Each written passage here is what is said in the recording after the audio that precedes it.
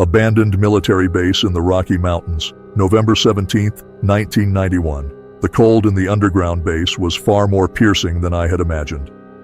It wasn't just the temperature, which we measured to be a few degrees lower than expected outside, but a sensation that seemed to cut through our clothing, through our skin, and settle deep in our bones. The air, heavy and dense, made breathing difficult, and every breath felt like a battle against something invisible, as if the atmosphere itself was conspiring against us. There was an oppressive silence that seemed to swallow any sound we tried to make, as if we were walking inside the belly of a giant, sleeping creature. We moved in a line, maintaining the discipline the situation demanded, but the truth was that the place affected us in subtle ways. Every one of my men was on alert, but we could feel something was off. The walls, illuminated by our flashlights, revealed details eroded by time, old English signs, rusted pipes, and cables hanging like spider webs from the ceiling. Every now and then, a blast of icy wind would shake us, even though we were so deep underground that such a draft should have been impossible. It felt as though the building itself was breathing, exhaling periodically, like a giant stone creature at rest. This military base, hidden deep beneath the Rocky Mountains, felt like a mausoleum from a forgotten era. Every abandoned room and dark corridor told the story of men and women who had worked here in secret, in the name of a war that never reached the surface, a silent and invisible conflict that somehow still lingered. As we walked down a corridor that seemed to lead to an old conference room, I noticed remnants of documents scattered on the floor. Most were disintegrated by time and mold, but a symbol caught my eye, an American eagle on a folder left in a dark corner. The Cold War had left deep scars, but whatever had happened in this place was beyond any official record. We knew that, even before we stepped foot inside. Miller, one of the men up front, stopped abruptly. "Captain, look at this," he whispered, pointing to a slightly ajar door on his right. His eyes reflected the dim light of his flashlight, and I could feel the tension in his voice. I nodded silently, and with a gesture, ordered the group to prepare. We approached the door cautiously, pushing it open slowly. The creaking sound of old wood echoed, though muffled by the heavy atmosphere. What we found inside the room was more disturbing than anything we had seen so far. It was a laboratory, but not an ordinary one. In the center of the room, a large glass capsule, now shattered, stood empty. Whatever had been in there had escaped. The glass was smeared with a viscous substance, and there were scratch marks on the interior surfaces, as if something or someone had desperately tried to get out. Around the capsule, old monitoring equipment lay dormant, with cables twisted and fallen, and more documents scattered on the floor, some nearly illegible. But the marks on the walls immediately caught our attention. Deep claw marks, gouged into the concrete, creating irregular, unsettling grooves.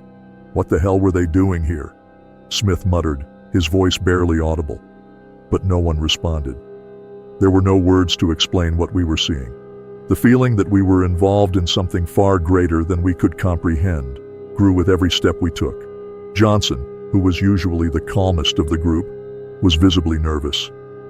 "This doesn't make sense," he said, looking around, trying to process what he was seeing. "These marks, it's as if something was alive in that capsule, something that wasn't supposed to be." Miller nodded, his hands trembling slightly as he gripped his rifle. "This isn't what we were told to expect. Something went very wrong here, very wrong." Our Colonel Harrison watched everything with his usual coldness, while the rest of us were filled with questions. He didn't seem surprised at all. In fact, his exaggerated calm unnerved me deeply. He knew more than he was letting on, and that certainty made me uneasy. I spent several minutes watching him, trying to decipher his expression, but he showed no emotion. It was as if all of this had been anticipated. The silence surrounding him disturbed me more than anything we had encountered in the base. Finally, Johnson broke the heavy silence. "Captain, why doesn't this feel right? Why hasn't the Colonel told us more? If this isn't a regular mission, what are we really doing here?" I sighed and shook my head. It was time to address the doubts we were all feeling.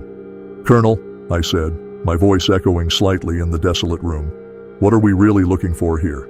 We know this base was more than just an American outpost. There's something you're not telling us."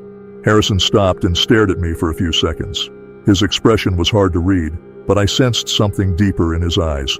"What we need to find has already been released," he finally said, his voice low and heavy with meaning. "Our mission isn't to discover what they did here. It's to ensure that whatever lies beneath these mountains never reaches the surface." His response chilled me, more than the cold that surrounded us. "Released? What do you mean by that? What's beneath this base?" I insisted, trying to grasp the gravity of his words. The colonel smiled for the first time since we landed in that place. It wasn't a smile of relief, but something darker. What the scientists found here wasn't human. It was something ancient, something that should never have been awakened. In that moment, everything changed. The realization that we weren't on a simple reconnaissance mission settled into me like a knife in my chest. We were pawns in a much larger game, something that involved forces beyond our comprehension. We continued moving forward, now with a new and disturbing understanding of our situation. The air around us grew heavier, as if something deep within the earth was waiting for us. We passed through more corridors until we reached a larger room, with a massive pit in the center, covered by a rusted metal grate. It was clear that this part of the base wasn't part of the original construction. Johnson began searching the area, and soon found additional records scattered among the debris. "They're in English," he murmured as he tried to decipher some of the notes. "They talk about something called Project Phoenix, but it doesn't make sense. They mention rituals, ancient symbols. It reads more like a mythology book than a military record." Miller, who had been silent until then, approached. "Captain, look at this." He pointed to the bottom of the pit. The light from our flashlights revealed something moving in the shadows. We weren't alone. A deep roar, like the sound of the earth itself shifting, echoed from somewhere in the depths. Something was waking up. The cavern we found ahead was more terrifying than anything we had seen so far. An unnatural light emanated from the central structure in the room, causing the shadows to dance and contort around us. The ground trembled beneath our feet, and a deep, bone-chilling cold washed over me, signaling that not all of us would leave this place alive. The first man was dragged into the darkness in the blink of an eye. We screamed, fired our weapons, but it was useless. The bullets passed through the shadows, which moved in impossible ways, defying any logic. The creature, whatever it was that inhabited those depths, seemed to be toying with us, manipulating our perceptions, making it impossible to discern what was real. Johnson shouted something about an exit, but his words were drowned out by another roar, louder, deeper. I looked back and saw something enormous, a dark, amorphous shape, slowly rising from the center of the cavern. It was as if the mountain itself was alive, and now, awakened, it watched us. "It's awake," Harrison murmured, his voice filled with terrible certainty. Harrison remained still, motionless, watching the creature emerge from the darkness. It was as if he had known all along what we would find, and had simply been waiting for that moment. The rest of the group was in a panic, firing their weapons in all directions, but it was clear that ordinary bullets would do nothing against it. The creature, or whatever it was, moved in a supernatural way, its forms distorting like living shadows, a mass that defied any logic our eyes tried to grasp. It was impossible to measure its exact size or understand its structure. It seemed more like a manifestation of something ancient and alien, something that shouldn't exist in this world. Smith screamed, as something invisible pulled him against the wall, the impact followed by a sickening crack, probably his spine snapping in half. I tried to run toward him, but Miller pulled me back, his eyes wide with absolute terror. "Captain, we need to get out of here now," he begged, his voice thick with fear. I knew he was right. There was nothing we could do for Smith, just as we had been powerless to save the others who had fallen. "Fall back!" I shouted to those who were still left, trying to maintain some control over the situation. Johnson, Miller, and 2 other soldiers began running back down the corridor we had come through, but the path seemed different now. The shadows, once mere observers, were now moving actively, distorting the space, closing off passages, trapping us like an invisible snare. Every time a light touched the walls, it seemed like they leaned and shifted, as if the very structure of the base was being altered by the creature's presence. "What is this?" Johnson screamed, trying to shoot at the shadows stretching around us, but his bullets seemed to disappear before hitting any target. The roar echoed again, this time closer, and the sound reverberated through our bones, as if the entire mountain was vibrating. "We've awakened something that should have stayed asleep," I yelled back, not fully understanding what was happening, but knowing our mission had changed. We were no longer there to explore or investigate. Now, it was a matter of survival. Colonel Harrison walked calmly in the opposite direction, back toward the cavern. He didn't seem concerned about our situation at all. In fact, he seemed satisfied, as if everything was going according to some dark plan he had laid out from the beginning. I was tempted to shout at him, to demand answers, but something stopped me. Maybe it was the sheer terror of the situation, or maybe some part of me knew he wouldn't respond. Harrison was beyond our understanding at that moment. "Leave," he finally said, with a coldness that chilled me even more than the environment around us. "You can't stop this. There's nothing left to be done here." My legs wanted to obey, wanted to run as fast as possible, but my mind was stuck in the horror we had just witnessed. How could we just leave that thing down there? How could we turn our backs knowing that something unspeakable was about to break free? But I knew, even without Harrison saying another word, that he was right. There was nothing we could do. It was too late. "Miller, Johnson, follow me," I ordered, trying to regain some control over the situation, even knowing we were running without a clear plan. We ran back through the dark corridors, but the base seemed to be swallowing us. Every step we took seemed to pull us deeper, rather than closer to the exit. We were lost in the belly of that cursed mountain, and the presence of the creature was inescapable. We could feel it in the air, in our bones, in every shadow moving around us. Our senses were distorted, our perceptions corrupted. Suddenly, we stopped in a large hall, dimly lit by a faint, pulsing light coming from a massive structure in the center. It was something we hadn't seen before, and somehow, I knew it was the key to everything. It was a kind of altar, covered in symbols that belonged to no language I recognized. Ancient geometric designs, esoteric symbols, something that exuded an energy much older than the base itself. The altar was surrounded by grotesque statues, figures that seemed to be hybrids of humans and deformed creatures, with wings and claws. "What is this place?" Johnson murmured, his eyes fixed on the altar. "This wasn't on the map. This isn't part of the military base." Miller shook his head, visibly disturbed. They were doing something here, far beyond what we expected. This has nothing to do with the Cold War or nuclear weapons. This is something much older." With every step we took toward the altar, the air grew heavier, almost as if gravity itself was pulling us down. I knew we shouldn't get closer, but there was an irresistible force there, something calling to us, whispering in our minds. "Captain, look at this." Miller pointed to the floor, where runes faintly glowed, forming a circle around the altar. "These symbols, I don't know what they are, but they're not natural." Before I could respond, the sound of footsteps echoed behind us. I quickly turned, pointing my gun toward the corridor we had come from, only to see the figure of Harrison emerging from the shadows. He wasn't alone.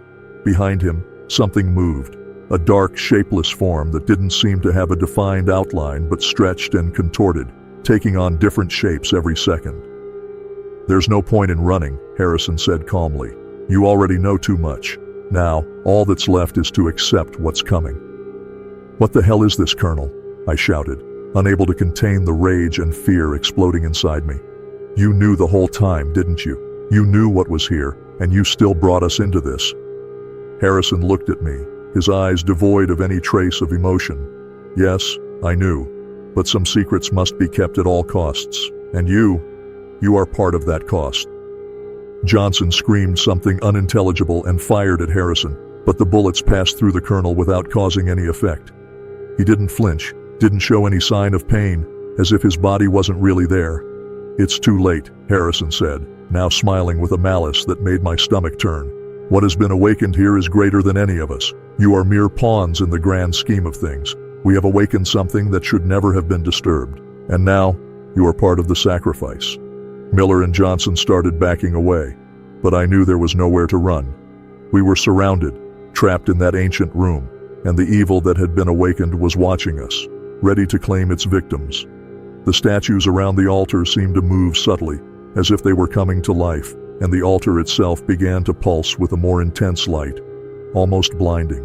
The ground began to shake again, and the runes around the altar glowed more brightly. I heard a roar, deep and inhuman, coming from somewhere beneath us. The floor began to crack, and the shadows seemed to move faster, like serpents dancing in an invisible fury. "It's awake," Harrison said, his voice now filled with an almost reverent tone. "The Watcher is awake." Before any of us could react, the ground beneath Johnson opened up, and he was swallowed into the darkness with a scream of pure terror. Miller tried to grab him, but it was too late. The abyss consumed him in an instant. Panic set in. I knew this wasn't a simple fissure in the ground. Something was pulling Johnson into the depths, something that didn't belong to this world. I tried to drag Miller out of that cursed room, but something prevented us from leaving. The shadows seemed to gain form. Invisible hands held us, and the air grew so thick it was nearly impossible to breathe. "Captain!" Miller screamed, struggling to break free. "We need to get out of here. We need to find a way out." But before we could make any move, a giant shadow rose before us. It was the creature, finally revealing its true form. It was an amorphous mass, twisting impossibly, with tendrils of darkness stretching up to the ceiling of the cavern. Its eyes, if that's what they were, glowed like two black suns, and its presence brought an overwhelming sense of despair. "Miller!" I shouted, but it was too late. The creature enveloped him in a deadly embrace, dragging him into the darkness, and I was frozen, unable to move a muscle. Then everything went silent. The light from the altar began to fade, and the sound of the wind returned, soft, as if the creature had vanished back into the depths. I was the only one left. With tremendous effort, I managed to crawl back through the corridor, trying to ignore the screams that echoed in my mind. Whatever was down there had finished its work, and I knew somehow that I had been spared. My legs trembled as I crawled through the base's corridors, now darker and more oppressive than ever. The silence was suffocating, interrupted only by the distant sound of a wind that shouldn't have been there. Something was terribly wrong with this place, but that was nothing new. Whatever was happening deep within the mountain, whatever Harrison had unleashed, was far beyond anything any of us could have imagined. The weight of responsibility hit me like a crushing blow. I was the captain. Those men had been under my command, and now they were dead, swallowed by a darkness that shouldn't exist. My footsteps echoed faintly through the desolate corridors, taking me further from that cursed cavern, but something told me I wasn't completely safe. The air still pulsed with a supernatural energy, and I could feel that it, whatever it was still watching me, waiting. Harrison had vanished, along with the creature. But I knew it wasn't over. It was as if time had stopped, each second stretched endlessly, and my mind was teetering on the edge of collapse. The physical pain of being thrown around and the injuries from falling during the chaos were hitting me now, with the adrenaline starting to fade. But the mental and emotional pain was far worse. We were so close to death, to the unknown, that I knew surviving would be a miracle, if it could even be called luck to leave that hell alive. I found a small maintenance room along the way back, a rusted steel door half open. I stumbled inside, closed the door behind me, and collapsed onto the cold, dirty floor. My lungs burned with the effort, and for a moment I let the silence envelop me. I needed a plan, but how do you map an escape route when everything around you seems alive, distorted by forces beyond reason? My thoughts were interrupted by the distant screams of my comrades, the cries that echoed in my mind like ghosts of a tragedy I knew I'd never forget. Minutes passed, or maybe hours, until I managed to control my breathing. My mind slowly returned to functioning, like a rusty machine trying to come back to life. Harrison's words echoed in my head. "You already know too much. Now all that's left is to accept what's coming." Accept what? What had he known from the start? What were we really up against? I tried to recall every detail that might lead to an explanation, something that would make sense. This base wasn't just a military outpost. The Phoenix Project that Johnson had mentioned, the Phoenix, seemed more like a piece of ancient mythology than a secret military operation. Whatever the American scientists had done here, they had unearthed something far older and more powerful than any human conflict. I remembered the inscriptions, the rituals Johnson had briefly mentioned. He had talked about symbols, mentioned something about watchers. I stood slowly and opened the door to the room, beginning to walk back through the base's corridors. I knew I couldn't stay there. My only goal was to find a way out, to escape that nightmare before it was too late. When I reached the main corridor again, I saw that the ground was still cracked in places, and the dim light from my flashlight flickered, as if the very space around me was being distorted. I continued moving forward, but with every step came the growing feeling that I was being watched. I looked back several times but saw nothing, only shadows, yet the feeling of being followed never left me. My senses were on high alert. After a few minutes of walking, I noticed that the path ahead narrowed until it became a kind of passage, like a tunnel we hadn't noticed during our previous inspections. My hands trembled as I pointed the flashlight into the tunnel, where the walls were covered with ancient runes, much like the ones we had found around the altar. I knew going down that path wasn't a good idea, but something compelled me to keep going. My feet moved on their own. There was an invisible force pulling me toward the tunnel, and before I knew it, I was inside. The walls seemed to glow faintly under the flashlight's beam, as if the ancient runes were active, vibrating with an energy I couldn't comprehend. The sound of footsteps echoed behind me, footsteps I knew weren't my own.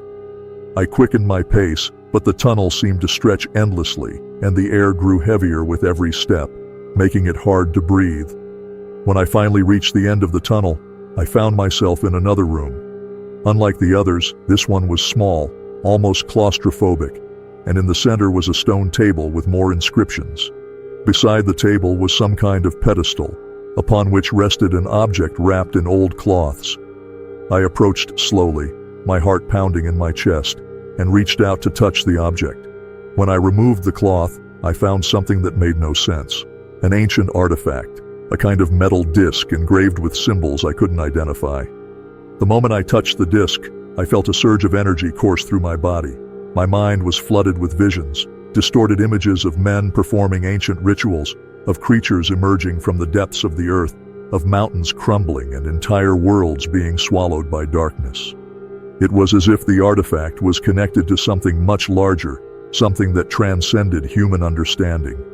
Somehow the Americans had found this object and tried to control it, but they had failed. Suddenly the room began to shake.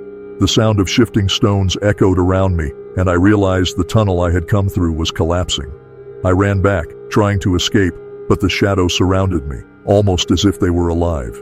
I tripped and fell to the ground, the artifact still firmly in my hands. Then the creature appeared again. This time, it was much larger, its form more defined and terrifying. It was a pulsating mass of darkness, with tentacles that stretched across the room, covering the walls, ceiling, and floor. Its eyes, those two black suns, were fixed on me. I knew there was nowhere to run. "It's no use," Harrison's voice echoed through the room, emerging from the darkness. "The Watcher has been awakened. It wants what is its own." I stood up, breathing heavily, and faced the creature. "Why?" I shouted, my voice coming out in a desperate whisper. "Why did you do this?" Harrison emerged from the shadows, his human figure distorted by the faint light. "Because the world needs order. What lies beneath this mountain is ancient, far older than any civilization. They maintained the balance. Now the balance will be restored." The creature advanced, and I felt the ground tremble again. There was no escape, I knew that. My eyes fell on the artifact in my hands, and in a final act of desperation, I raised it, pointing it toward the creature. Then, something unexpected happened. The artifact began to glow with an intense light, and I felt an indescribable force emanating from it. The creature hesitated, as if being repelled by the energy the disc was releasing. Harrison took a step back, his impassive expression turning to one of fear for the first time. "That," he began to say, but his words were cut off as the light intensified even more, filling the entire room. I found myself enveloped by that energy, and for a brief moment, I felt as though I was connected to something much larger. Time and space seemed to distort, and I was floating in a vastness of darkness, surrounded by voices and images of distant worlds, of past eras, of civilizations that had been destroyed by forces like the one we were facing now. When the light finally dissipated, I found myself back in the room, gasping for breath, but alive. The artifact was in my hands, cold and lifeless. The creature was gone, as was Harrison. I was alone. The cavern was silent. The tunnel before me seemed intact now, and I knew that somehow the threat had been contained. The Watcher had been repelled, at least for now, but I also knew it wouldn't end there. With shaky steps, I began walking toward the base's exit. I didn't know how much time had passed, but the important thing was that I was still alive.